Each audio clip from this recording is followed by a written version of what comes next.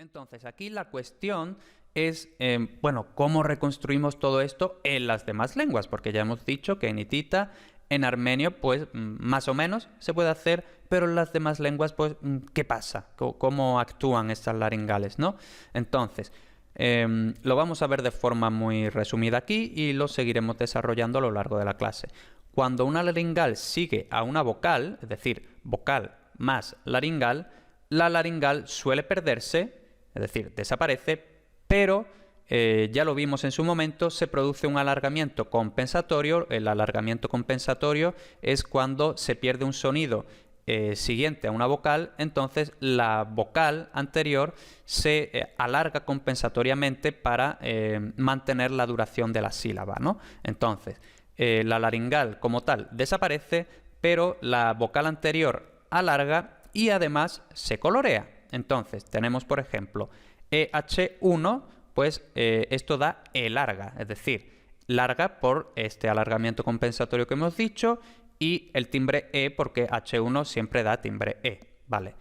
EH2 da A larga, entonces H2 siempre colorea la E en A y el alargamiento compensatorio del que ya hemos hablado. Y EH3 da O larga porque H3 da el timbre O. Aquí solo estamos poniendo ejemplos con E y una laringal porque ya hemos dicho que O más laringal siempre prevalece el timbre O. Entonces OH1 daría O, OH2 daría O y OH3 daría O. Entonces no tiene sentido que le demos más vueltas a eso. Entonces, resumen y muy importante, EH1 E larga, EH2 A larga, EH3 O larga. Luego, cuando la laringal sigue a una semivocal, ya lo habíamos visto, creo que en la segunda diapositiva, o en la tercera, o en la primera, cuando la laringal sigue a una semivocal, no colorea, sino que solo alarga la semivocal. Es decir, las semivocales no se colorean, no se tiñen del timbre de la laringal, sino que solo alargan. Entonces, tenemos, por ejemplo, la raíz gui, que ya la habíamos visto, que significa vivir. Entonces, en avéstico tenemos, entonces en la raíz indoeuropea vemos IH3, entonces H3 va a alargar la I, pero no la va a colorear, porque I y U no se colorean. Entonces tenemos avéstico yiti, entonces vemos efectivamente la I larga. En latín tenemos wiwit, entonces otra vez tenemos efectivamente la I larga.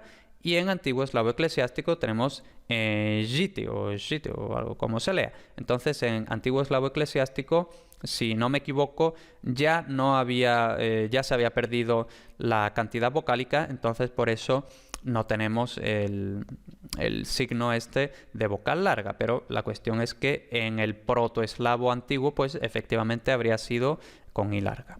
Cuando la laringal precede a la vocal, es decir, laringal más vocal, hemos estado viendo vocal más laringal, ahora vemos lo contrario, laringal más vocal, la laringal se pierde y colorea la vocal, pero no la larga. Habíamos visto que vocal más laringal colorea y alarga. En este caso colorea pero no alarga. Entonces tenemos que H1E será E, breve, no larga, H2E será A, breve, no larga, y H3E será O, breve, no larga. Vale. Cuando la vocal que precedía era de timbre O, este timbre se impone casi siempre, ya lo hemos estado viendo, ¿no? Que O más cualquier laringal, o H1 es O larga, o H2 es O larga, o H3 es O larga. Entonces esto, no seguimos insistiendo en esto, y todo esto, todo este desarrollo, el coloreamiento, el alargamiento y todo esto habría sido ya en el proto-indoeuropeo, es decir, no se dio posteriormente en las lenguas hijas, sino en la última fase, justo antes de la fragmentación dialectal, es decir, justo antes de que el proto-indoeuropeo se fragmentara en distintas lenguas, pues ahí fue cuando ocurrió todo este coloreamiento y alargamiento, y por eso en cada lengua estos resultados evolucionarán según el vocalismo de cada lengua. Entonces, habíamos visto, por ejemplo, que en las lenguas indoiranias, pues todos los timbres siempre se convierten en A. Entonces, H1E pues será A, H2E será A y H3E pues será A. Vale, ya hemos visto esta pequeña introducción Y ahora vamos a ver algunos resultados de las laringales con determinados fonemas. Entonces vamos a ver cómo evolucionan en algunas lenguas. Tenemos, por ejemplo, los resultados de cualquier laringal más cualquier vocal, ¿no? Entonces tenemos la raíz de oveja, que ya la hemos visto, entonces no sabemos muy bien si es H2OWI o H3EWI, en cualquier caso. Vemos que tenemos el licio es una lengua anatolia, entonces muy emparentada con el hitita, y tenemos Jawa. Aquí tenemos que además esto lo trataremos ya al final, pero tenemos que la H2 no solo es una aspiración, sino que además es una velar, es un endurecimiento muy grande de la laringal, ¿no? Entonces tenemos no Jawa, sino Jawa. En fin, lo veremos al final. En armenio tenemos Hoviu o algo así. En armenio tenemos Hoviu o algo así, que significaba pastor, es decir, el que cuida a las ovejas. Entonces vemos efectivamente que nuevamente en armenio tenemos la H, la conservación de la laringal como consonante. Y ya luego en las demás lenguas tenemos que la laringal no se conserva como consonante, sino que simplemente ha coloreado la vocal, ¿no? Entonces tenemos en védico Avi, ya habíamos dicho que en las lenguas indoiranias pues todos los timbres dan A, así que bueno, Avi. En griego tenemos Ois, aquí vemos que la W pues ha desaparecido en griego entre vocales, eso ya lo vimos en la clase anterior. En latín tenemos Ois, en antiguo irlandés tenemos Oi y en antiguo eslavo eclesiástico tenemos algo así como Ovinu. Luego, la otra raíz que significa los dos ojos, es decir, tiene un sufijo de dual, entonces tenemos la raíz de ojo, que literalmente es algo así como heku, o pues bueno, tenemos H3, que recordemos eso da timbre O, entonces, por ejemplo, en latín tenemos oculus, pero bueno, empezamos desde el principio. En armenio vemos que es algo así como no sé, no se puede pronunciar eso, ¿no? Pero vemos que en armenio no se ha conservado esta H3. Luego, en védico tenemos axi, en avéstico tenemos ashi, o algo así, se debía leer. En latín tenemos oculus, entonces vemos que efectivamente, como decíamos, H3 ha coloreado la E, pero no se ha conservado H3 como consonante. Entonces tenemos oculus. En griego tenemos ose, que es literalmente los dos ojos, esto es griego homérico, entonces vemos otra vez que no se ha conservado H3 como consonante, pero sí que ha coloreado la vocal. Entonces tenemos que la E, por influencia de la H3, se ha convertido en O. En antiguo eslavo eclesiástico tenemos ochi, y esto de hecho todavía en polaco, ochi son los ojos. Y en tocario A tenemos ak, y en tocario B tenemos ek. Bueno.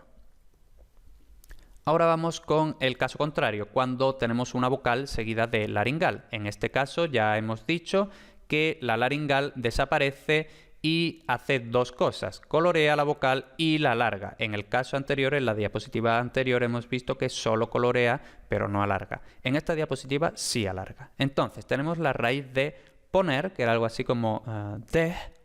En estos ejemplos, por supuesto, tenemos la raíz del verbo poner, pero en los ejemplos pues vamos a poner una desinencia, ¿no? Porque si no pues es un poco raro, ¿no? Entonces, en hitita tenemos te-mi, mi es la desinencia, pero la raíz es te, e larga por EH1, es decir, la laringal ha alargado la vocal anterior, ¿vale?